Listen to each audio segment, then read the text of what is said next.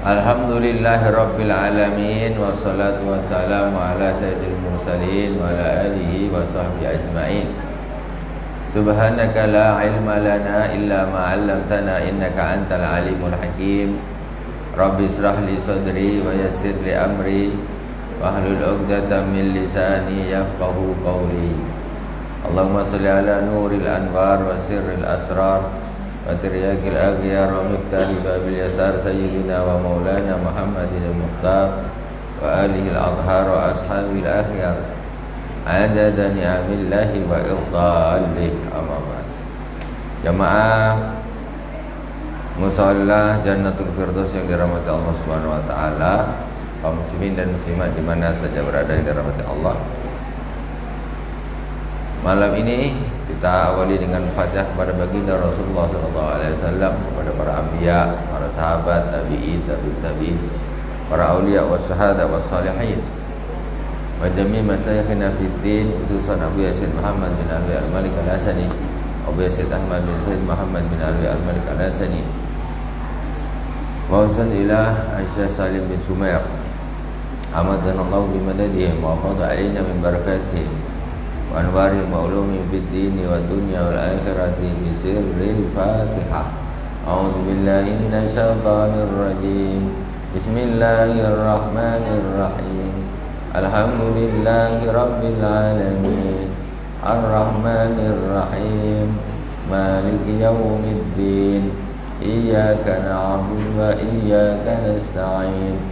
Ihdinas siratal mustaqim. Siratal ladzina an'amta 'alaihim ghairil maghdubi 'alaihim waladdallin. Amin. Bismillahirrahmanirrahim. Kajian kita malam ini sampai di faslun mujibatul ghusli, yaitu sebab-sebab yang mewajibkan mandi. Qala al-musannif rahimahullah ta'ala wa nafa'anallahu bihi wa bi ulumi fid dharain, halaman 7. Faslun mujibatul ghusli sittatun. Fasal perkara-perkara yang mewajibkan mandi itu ada 6. Yang pertama, ilajul hasabatin fil farji. Nomor 1. Dah pandai semua, aku tak payah terjemah karena dah ada terjemahnya di situ, ya.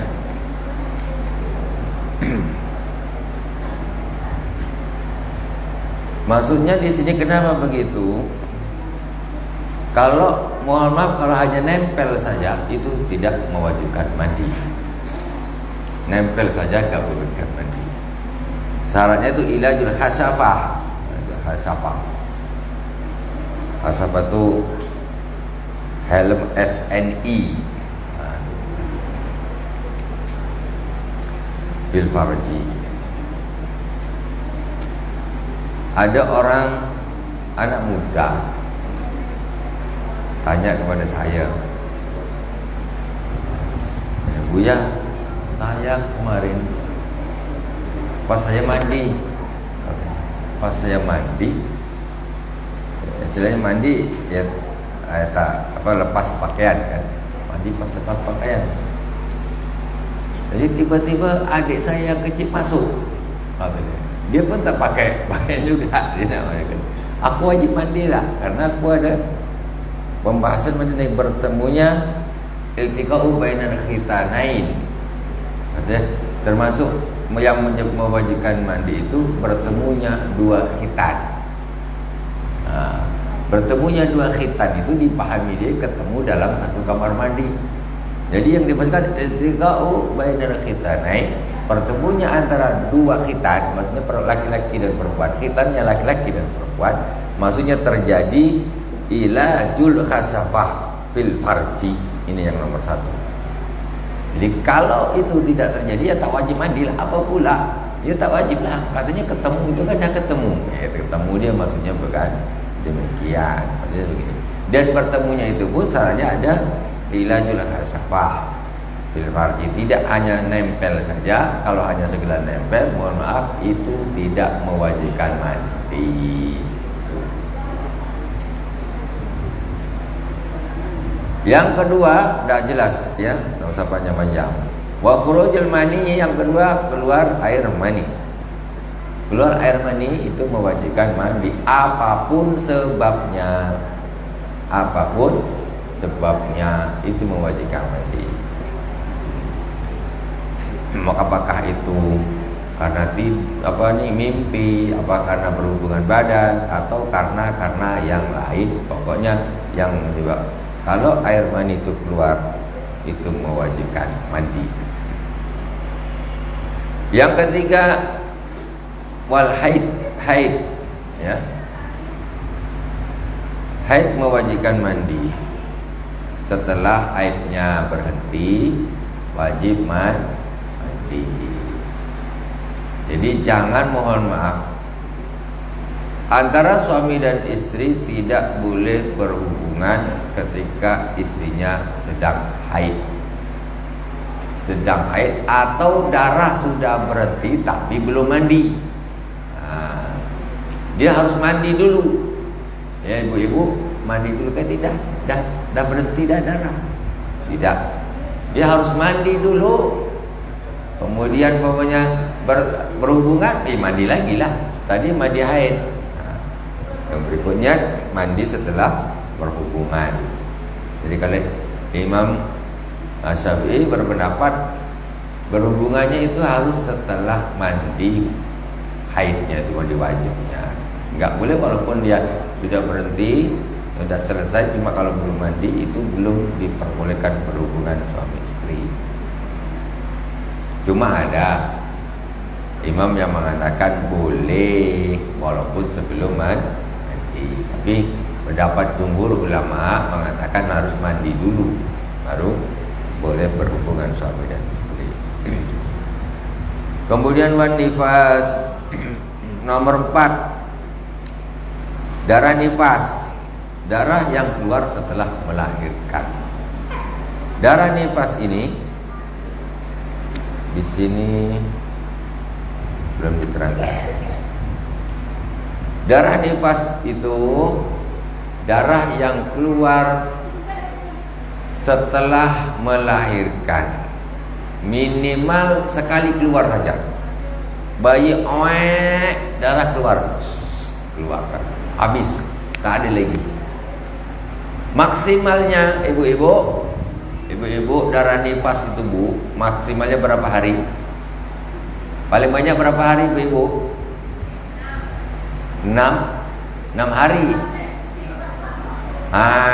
Nifas. Boleh makan, boleh minum silakan, tapi tetap fokus ke depan. Jangan fokus ke epo-epo. Ini dia masalah. Ini darah nifas 6 hari. Darah nifas maksimal berapa hari? 60 hari. Maksimal. Ada bedakan. Maksimal darah nifas itu 60 hari. Ghalibuhu, biasanya ya umumnya itu arba'ina yauman, 40 hari. Umumnya rata-rata ini biasanya ibu-ibu orang nifas itu bu biasanya berapa? 40 hari. Itu biasanya. Maksimalnya berapa? 60 hari. Jadi paling sedikit tadi apa? Begitu lahir darah keluar dah berhenti. Itu minimal. Jadi kalau ada seorang ibu-ibu ya, seorang ibu-ibu melahirkan anak pada hari ke-45 darah keluar, itu apakah darah haid, apakah darah nifas? Bu, dia 40 masih keluar, 41 masih keluar. Ibu-ibu biasanya kalau ada kasus seperti itu, kalau orang kampung bu, biasanya itu dipatok. Kata orang, jadi nifas tuh dipastikan dipatok 40 hari. Umum nih di kampung nih, di masyarakat nih, dipatok di 40 hari. Padahal bisa jadi darah nifas itu cuma 10 hari, bisa jadi 20, bisa jadi 25. Jadi sampai karena sekarang masalahnya di mana? Jadi ibu-ibu yang melahirkan ini kadang-kadang banyak yang meninggalkan sholat. Karena apa? Dipatok 40 hari. Ketika darah dah berhenti 25, dia bilang belum habis bilang. Kata dia 40 hari. Jadi darah tuh berhenti 20 ibu-ibu. Ini pas ibu-ibu, kalau darah berhenti 25 hari, itu ibu harus mandi. Mandi wajib. Mandi karena nifas. Setelah itu ibu wajib sholat. Kalau puasa wajib puasa. Jangan nunggu 40 hari. 40 hari itu biasanya, umumnya. Kalau ada pemahaman di kampung, itu kenapa kok dipastikan 40? Ini karena mungkin dia pukul rata saja lah.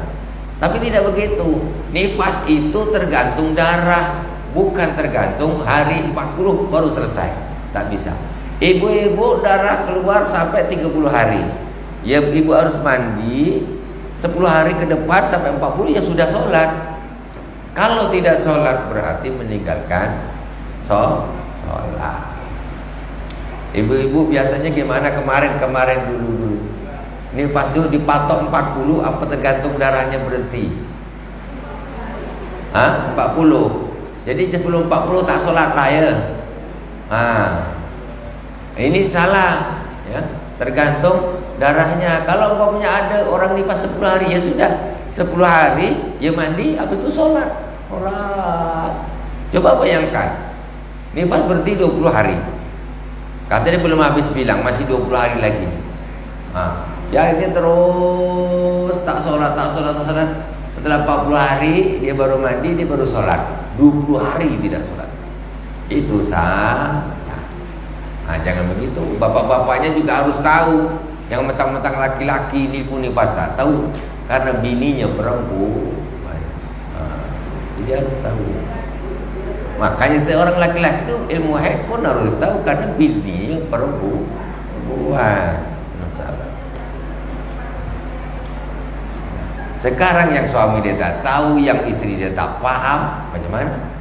Tanggung jawab seorang suami mengajari istrinya tentang agama. Wajib bapak-bapak.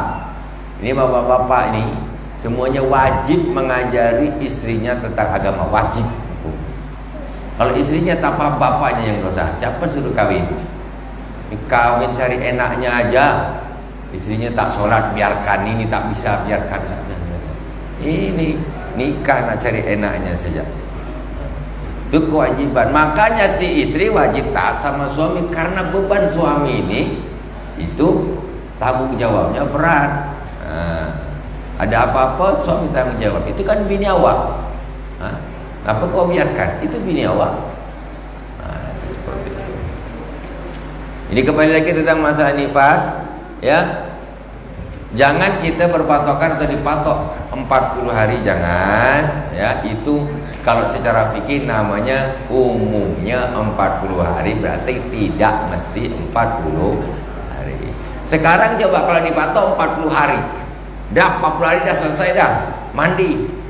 Padahal besok darah masih keluar, besok masih keluar, besok masih keluar. Itu 60 hari batasnya, 2 bulan.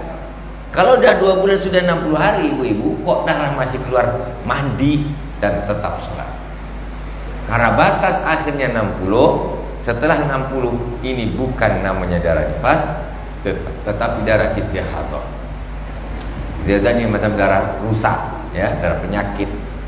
Nah ini kalau dah 60 hari dia keluar ke tak keluar ke tetap mandi dan lanjut sholat. Jadi kalau sebelum 40 hari dia dah berhenti, ya mandi ya sholat, jangan nunggu 40. Itu pentingnya kita tahu minimalnya berapa, ya, biasanya berapa, maksimalnya berapa, seperti itu. Ibu-ibu paham? Ibu-ibu paham? Jangan tak paham, jangan nanti beranak lagi 40 hari tak sholat, padahal 25 hari dah ini dah apa? Dah berhenti darah. Ini dosa.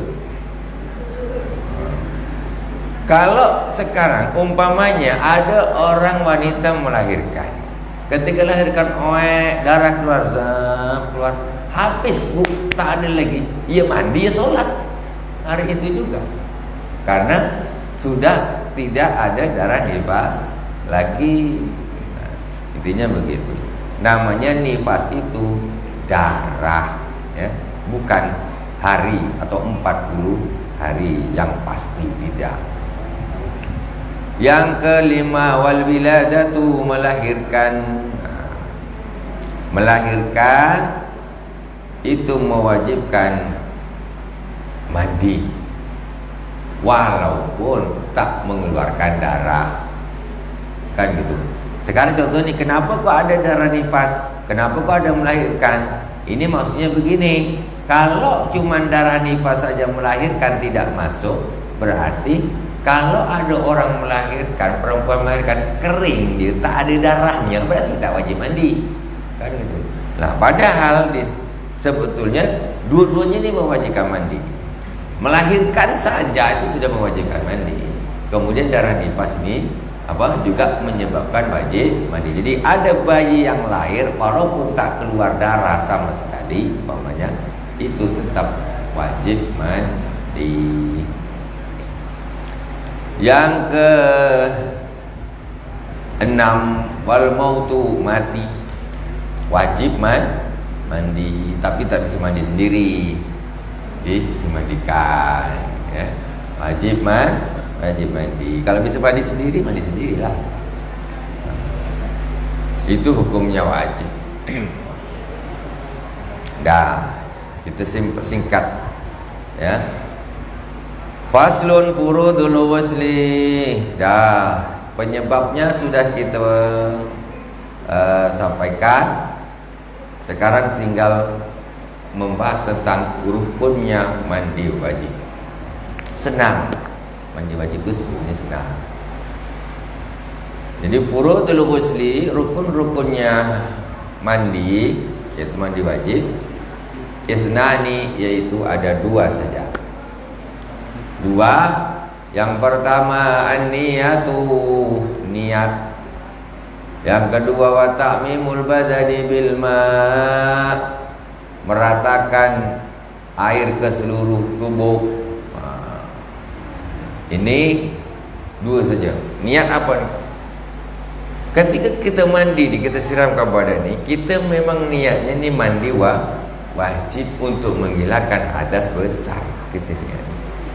Itu harus niat ketika kita siramkan. Tapi kalau ada ibu-ibu, umpamanya nih, ibu atau bapak-bapak, ini dia berhadas junub lah katakan. Junub bangun pagi nak pergi ke kantor kan, biasa mandilah, mandi. Padahal dia kadang junub nih pagi, terus dia mandi seperti nak pergi ke kantor, mandi biasa mandi. Sholat subuh dia sampai di kantor. Sampai di kantor, aku tadi malam kan junub nih, tapi pagi tadi aku memang mandi, tapi tak ada niat tu nak mandi wajib. Mandi seperti nak pergi ke kantor biasa, lupa kalau dia ni junub. Mandi seperti aja, baru mandi. Selesai. Dia solat subuh, dia lupa kalau dia ni junub, ya kan? Dia solat subuh aja. Tiba di kantor baru teringat, itu masih berhadas besar. Kenapa? Karena dia waktu mandi ni memang dia tak niat. Dia niatnya memang seperti mandi biasa. Dia lupa kalau dia tu junub.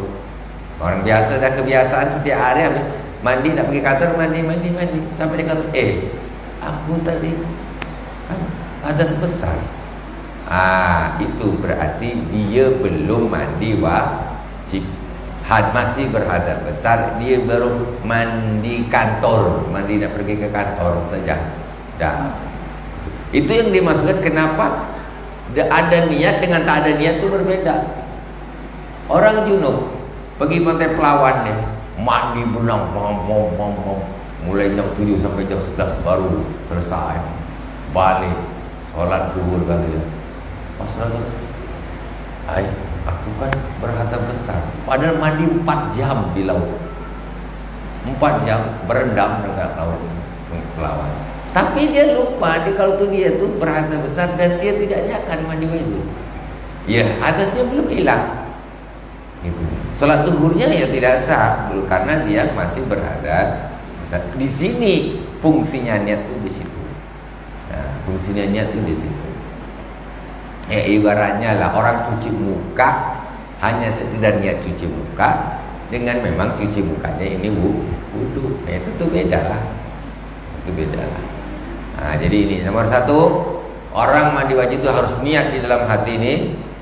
Niat mandi wajib untuk menghilangkan hadas besar. Tak usah pakai Arab, tak usah pakai apa, yang penting di dalam hati. Tapi kalau diarabkan, nawaitul ghusla li raf'il hadasil akbari fardan lillahi ta'ala, lillahi ta'ala. Nah, itu begitu. Itu kalau diarabkan. Tapi sebetulnya niat itu kita kembali kepada pelajaran yang kemarin. Niat itu di dalam hati ketika menyerahkan air ke badan, ini saya niat mandi wajib karena menghilangkan hadas besar karena Allah Ta'ala ada di dalam hati. Sudah niat, sudah selesai. Yang kedua apa? Takbibul badani bil ma, meratakan air ke seluruh tubuh. Harus rata. Yang dilipatan-lipatan kulit, dilipatan-lipatan telinga gini, rata. Bagian ketiak, bagian mana? Itu harus rata. Dan untuk perempuan termasuk bagian yang disebut zahir yang wajib terkena air, yaitu apa yang nampak ketika jongkok. Nah, itu harus kena air. Ketika berjongkok apa yang nampak itu harus kena air. Jadi jangan mandi itu pokok siram. Tahu dalam telinga, dalam sini ini tak basah, dalamnya sini. Ini kan lipatan ini kan kita berarti kita perhatikan lipatan-lipatan biar itu masuk. Ada mungkin daerah ketiak dan mana itu juga harus diperhatikan. Kuku-kuku yang hitam-hitam yang panjang-panjang, nah di bawah kuku kan harus kena air juga, itu juga harus diperhatikan. Hukumnya wajib meratakan air ke seluruh tubuh, kepala sampai ke ujung kaki semuanya. Jelas itu saja sebetulnya, senang mandi wajib itu. Dan apa namanya? Ya kalau secara sunnah-sunnahnya ya membersihkan najis-najisnya dulu dibersihkan, ya. Ini secara sunnahnya, secara mandi, secara ikut sunnah. Tapi secara sahnya ya gitu sudah sah. Pokoknya kita masuk kamar mandi, kita siram aja niat kita membuang hadas, menghilangkan hadas besar, pokoknya diratakan aja semua badan dan bersih dengan air mutlak. Ya, air mutlaknya kemarin itu udah suci. Tapi kalau ikut apa nih macam kesunahan ya SOP-nya, pertama bersihkan dulu najis-najisnya bersihkan ya. Najisnya bersihkan, kemudian wudu, tapi ditinggalkan kakinya jangan dulu. Habis itu baru mandi. Ya, mandi sebelah kanan 3 kali, sebelah kiri 3 kali. Intinya apa? Rata. Rata. Di sini masuk setelah itu setelah rata, dan perlu diperhatikan. Tadi kan sudah wudu. Nanti kalau orang sudah wudu tadi, wudunya ini boleh diselesaikan, boleh ditinggalkan kakinya nanti terakhir boleh.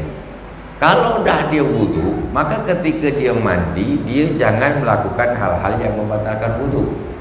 Ya, contoh menyentuh kemaluan, itu batal wudunya. Berarti dia harus wudu lagi. Gitu. Jadi kalau nak wudu dulu, berarti nanti mandinya ya macam mana caranya tidak menyentuh langsung kemaluan. Tapi kalau pakai gosok, ada yang pakai sarung atau gimana, itu boleh, tidak ada masalah. Tapi kalau memang tersentuh, ya sudah berarti wudunya batal. Ya nggak boleh langsung sholat gitu, tidak. Kecuali memang dia ini pokoknya mulai awal sampai akhir tadi dia tak menyentuh, berarti wudunya tak ada batal. Berarti setelah itu ya dia bisa langsung sholat, wudunya sudah tadi. Atau seperti tinggalkan kaki, tinggal kaki selesai disiram kakinya, sudah selesai wudunya, boleh. Kalau yang standar yang tadi yang pertama itu ya pokoknya badan disiram rata, semuanya diniatkan, semua najisnya sekalian hilang, ya itu sudah suci. Jadi kalau setelah perhatikan tadi biar najisnya hilang dulu, wudhu dulu baru mandi. Nah cuman kalau yang istilahnya yang gampang ya begitu, juga waktu gosok dia tak repot. Nah, tapi kalau mau tak ada masalah, ada sarung untuk gosok-gosok tuh biar wudhunya tak batal, bagus ya, itu seperti itu. Jadi boleh, mana-mana boleh. Tapi kalau nak memang ikut sunnah Rasulullah, memang beliau ini wudhu dulu baru mandi, tetapi tentu tidak melakukan hal-hal yang membatalkan wudhu. Pokoknya pas mandi kentut, ya berarti wudhunya batal, dia habis mandi harus wudhu lagi. Wallahu a'lam. Kemudian mana ini? Surutul wudu. Masuk pembahasan yang berikutnya, yaitu ada yang mau tanya silakan. Ibu-ibu, bapak-bapak silakan. Mandi wajib ya. Itu tadi harus diperhatikan perkara-perkara yang menghalangi air untuk sampai ke kulit. Ya, ibu-ibu juga ya silakan.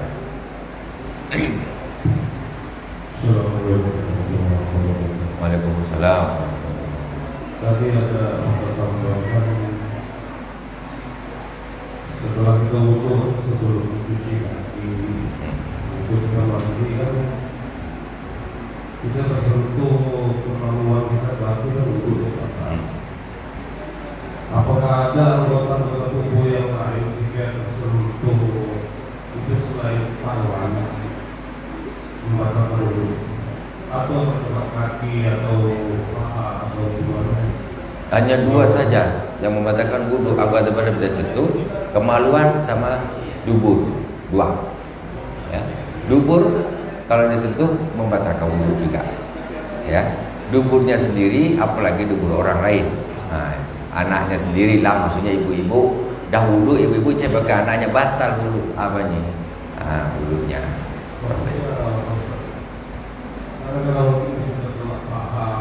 Paha tidak, dia dubur. Mohon maaf, dubur ya dubur. Ya, paha bukan dubur. Dia dubur pokok lingkarannya ini, lingkaran. Oke? Nah, silakan. Kita seperti laki-laki, mau air kecil kan. Sebelum kita buang, kadang-kadang dia terkena sedikit dengan malam-malam kan. Ya. Apakah itu boleh langsung dicuci yang terkena najisnya atau seperti apa? Ya, otomatis kalau tahu di mana posisinya dia kena, ya, tak melebar kemana-mana, ya bisa dicuci di tempat yang kena najis. Tapi tak tahu atau dia melebar kemana-mana, ya bawa ke laundry lah jadinya, cuci sendirilah maksudnya. Jadi cuci sendirilah, jadi isinya begitu. Jadi kalau memang nampak yakin, oh ini aja, silakan aja disucikan bagian yang pas saja, silakan, tak ada masalah. Selagi kita memang tahu betul, ya, tidak berarti harus disuci semuanya, ya tidak. Macam baju lah begini, ini pula terkena najis, ya sudah, malah nak cuci semua, siram ini aja, dah suci, sudah. Oke, sebagian boleh, tidak harus semuanya. Ya, ada lagi? Ya. Oke bang ya, aman? Oke.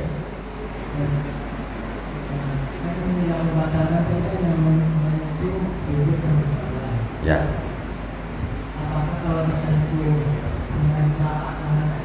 Ya. Ya, betul. Yang membatalkan tuh kalau menyentuh dengan telapak tangan saja, namanya menyentuh dengan ini. Ya. Kalau dengan belakangnya pun tidak batal. Dengan belakang tidak batal. Belakang sini. Dia batinul kaf ini. Ini zahirul kaf. Kalau ini yang menyentuh dia batal. Tapi kalau belakangnya tidak. Makanya ibu-ibu yang pandai ngaji fikih, ibu-ibu, ya, dia kalau nyebutin anaknya tuh gini. yang punya wudu gini. Kalau gini batal, tangannya menyentuh kemaluan anak batal. Tapi dia gini tidak batal. Itu dipandai ngaji gini. Kalau gini berarti batal. Apalagi pakai sikut. Macam mana lah nak pakai sikut? Melampau betul. Pakai sikut pula ya tidak batal. Maksudnya kalau umpamanya itu dilakukan ya tak membatalkan wudu ya. Pakai lengan umpamanya tidak batal. Yang namanya menyentuh itu pakai telapak tangan bagian dalam saja ya, bagian luar tidak membatalkan. Ini beda dengan kasus bersentuhan laki-laki dan perempuan. Kalau mazhab Imam Syafi'i ya saya bilang menyentuh laki-laki dan perempuan, nak pakai bagian depan ke, nak pakai bagian belakang ke, nak pakai tangan ke, nak pakai sikut ke, tetap batal. Nah, ini Imam Syafi'i. Tapi kalau Imam Malik tidak membatalkan kalau dia tidak ada nafsu. Dia mengatakan yang membatalkan itu meraba. Jadi megang ini tapi dia ada nafsu, dia meraba, itu baru batal. Itu Imam Malik. Lebih ringan lagi Imam Abu Hanifah yang membatalkan itu bukan menyentuh, itu bukan maksudnya megang gini, tapi berhubungan badan baru wudunya batal. Yang agak keras memang pendapat yang ini Imam Syafi'i, pokoknya menyentuh saja mesti batal. Nah, jadi itu agak berat sedikit memang sebetulnya kalau suami istri umpamanya kan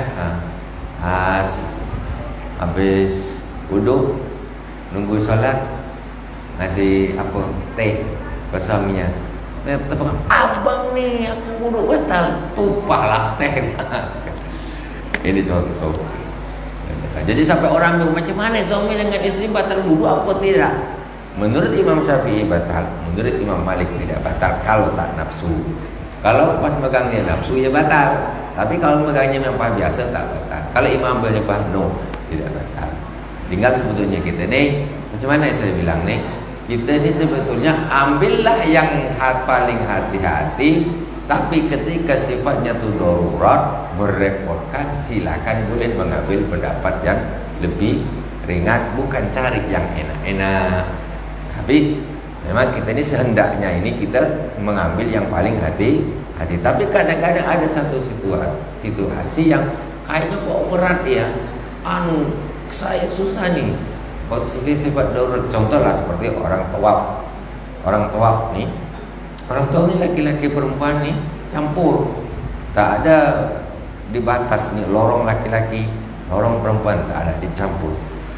Dan mereka ketika tawaf pun tak pakai sandal, tak pakai sepatu, ya kan? Jadi biasanya bersentuh laki-laki.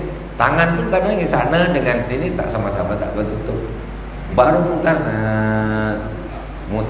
sekali putar, tersentuh kaki, batal lah. Duduk, pergi keluar cari tempat wudhu kan, ngantri lagi. Dah ngantri dan masuk ke masjid pun banyak laki-laki perempuan. Wah, ngelak sana, ngelak sini, ngelak sana. Selamatlah sampai dekat. Tapi apa? Lurus Hajar Aswad nih yang nak mulai tawaf lagi satu putaran. Subhanallah, alhamdulillah, wala ilaha illallah wa akbar. Dapat 1,5, tersentuh lagi, batal lagi. Susah. Kalau tahu orang balik dah kenduri, telepon pokok mana? Aku tua belum selesai. Kawan dia dah balik dah kenduri. Alah masalah, kenapa batal terus? Nah, ini contoh sih satu keadaan yang memperbolehkan orang untuk mengambil pendapat yang lebih ringan untuk menghilangkan apa namanya ini kesulitan, kesesakan di dalam apa kita melakukan ibadah. Nah, kalau memang betul-betul repot boleh, itu seperti itu. Nah, jadi kali ini macam mana? Ya sudah, lihatlah. Kalau selagi kita ini situasi aman, damai, tak ada masalah, ambil yang hati-hati, yang lebih hati-hati. Kalau memang situasi mendesak atau sangat hajat, boleh mengambil yang apa ini lebih ringan. Wallahu a'lam. Ya, silakan. Ini kembali ke yang mewajibkan wanita ini. Jadi kan ada perubahan barat atau lepas dan melahirkan. Bagaimana pula dengan kasus perempuan yang terserah operasi? Ya. Batasnya dari mana? Mulai dari mana dan sampai mana?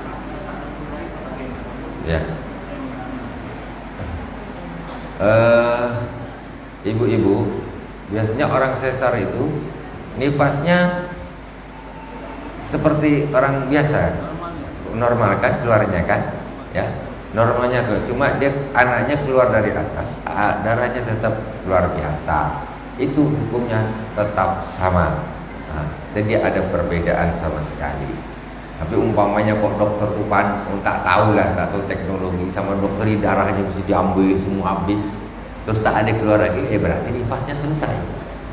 Gitu. Tapi kalau maunya darah nifas itu memang berjalan seperti biasa, ya pokoknya selagi dia keluar darah berarti dia masih nifas. Tapi kok maunya orang tuh, saya memang tak pernah bikin operasi sesar, Bu. Jadi saya bukan dokter. Tapi umpamanya kok dokter tuh terjadi sesar tuh kok maunya darahnya tuh nifasnya itu bisa jauh keluar semua lah pada waktu operasi umpamanya nih, dan pada hari itu juga bersih dah, ya sudah berarti dia sudah selesai nifasnya hari itu juga dan saat itu juga. Nah itu, tapi mungkin lebih pendek atau sama saja ya? Ibu-ibu ada yang tahu nifas yang pakai sesar itu waktunya lebih lama atau sama aja? Persis sama, nggak ada bedanya ya. Oke, berarti sama. Nah itu. Cuma di fikih zaman Imam Syafi'i macam belum terbahas, karena waktu itu belum ada operasi sesar. Itu. Kalau sekarang nih banyak, entahlah, nggak tahu. Silakan. Jadi intinya biasa pulaunya pada divorce itu tidak sempurnya dari sesar. Oh tidak, dia darah yang keluarnya itu.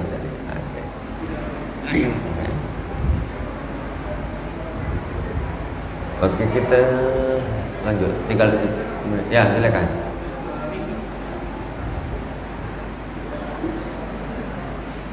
Assalamualaikum warahmatullahi wabarakatuh. Waalaikumsalam. Semuanya Pak. Buang air besar kan termasuk hadas besar. Buang air besar termasuk hadas kecil. Hadas besar itu keluar mani, ya, berhubungan badan, haid, nifas, dan melahirkan. Dia buang air besar tidak hadas besar. Kalau buang air besar hadas, nama dia aja buang air besar, ya. Jadi bukan berarti hadas besar. Kalau termasuk hadas besar, kita habis BAB kita harus wajib mandi. Hadas besar itu apa? Hadas besar itu hadas yang mewajibkan mandi. Hadas besar itu hadas yang mewajibkan mandi. Kalau buang air kecil dan air besar itu hanya mewajibkan wudhu saja, dia tidak mewajibkan mandi. Oke, Pak? Oke, aman. Jadi kalau di hadas besar kita habis BAB mandi teruslah. Ya nanti. Oke. Yang lain silakan, tanggung kita nak tambah ke pasal lain.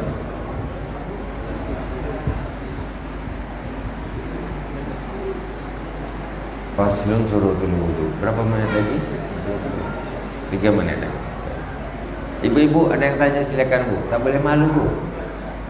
Jadi kata Rasulullah, 2 orang yang tidak akan mendapatkan ilmu. 2 orang yang tidak akan mendapatkan ilmu kata Rasulullah. Pertama, al-mutakabbir. 1 orang yang sombong. Dia tak akan dapatkan ilmu. Alah, siapa itu yang ngajar budak kemarin? Mana dia dah dapat ilmu? Dia tak pergi. Alah, dia bukan dia pandai sangat, tak dapat, sombong. Ini tak akan didapat. Yang kedua, al-mustahi, orang yang malu. Orang malu pun tak dapat ilmu. Kau ngapa tak pergi? Tak lain. Malulah aku. Kau ngapa tak pergi? Anulah malu. Tak akan. Nak, kau ngapa tak tanya?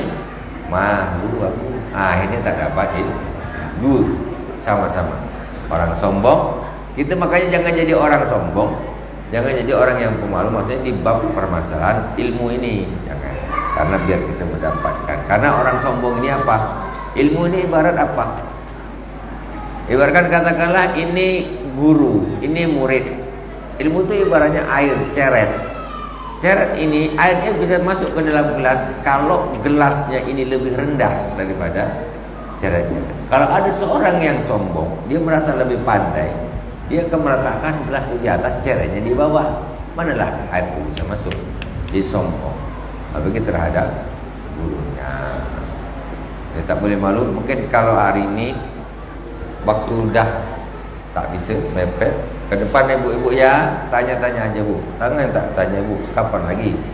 Masa nanti natanya nak pakai WhatsApp kalau saya dah balik? Alah pula. Ini jam ngaji sekarang lah, tanya. Oke. Nah, saya rasa cukup sekian untuk yang sekali satu lagi.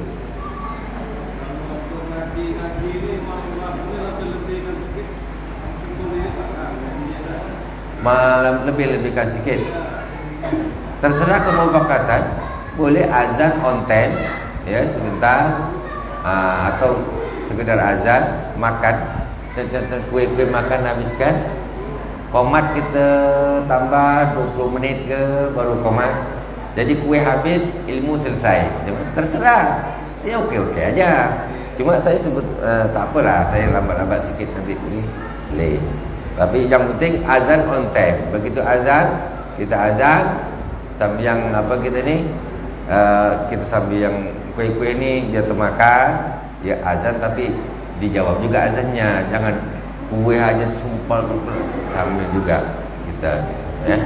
Boleh terserah lah, saya ikut aja lah. Seakan jangan sampai jam 10 malam. Habisan. Alhamdulillah rabbil alamin. Subhanakallahumma wa bihamdika asyhadu an la ilaha illa anta astaghfiruka wa atubu ilaik. Wassallallahu ala sayyidina Muhammadin wa ala alihi wasallam.